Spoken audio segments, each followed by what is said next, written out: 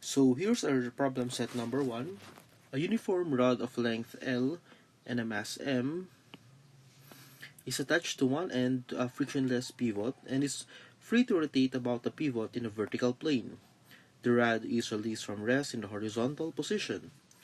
What are the initial angular acceleration of the rod and the initial translational acceleration of its right end?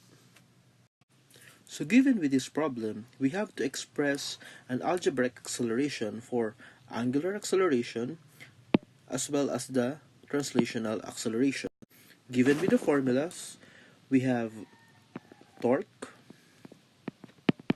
is equals to force multiplied to the radius, as well as torque is equals to moment of inertia multiplied to the angular acceleration.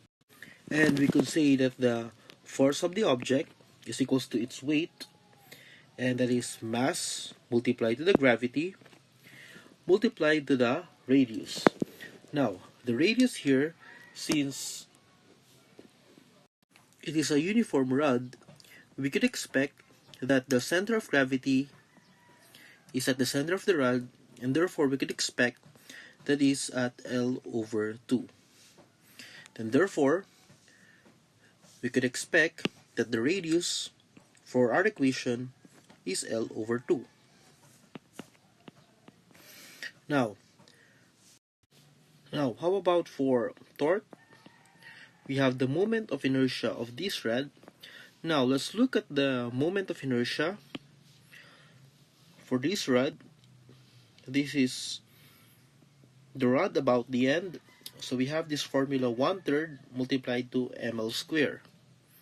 So we will write here 1/3 multiplied to the mass multiplied to the L square, then multiplied to the angular acceleration. And we could now work our equation. So we have torque is equals to mg all over 2 and equals torque to 1/3 multiplied to ml square multiplied to angular acceleration.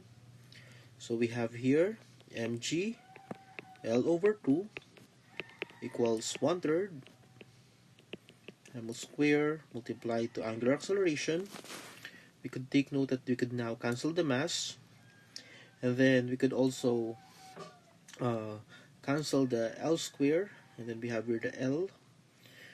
We could have now this L, and then after that our equation would be G over 2, and that is L multiplied to angular acceleration multiplied to 3. Solving now for angular acceleration, we have 3g over 2l. Now, how about for translational acceleration of its right end? We have the formula for translational acceleration, or better known as the tangential acceleration, angular multiplied to the radius, and then therefore translational acceleration equals the angular acceleration, that is 3g over 2l multiplied to the radius.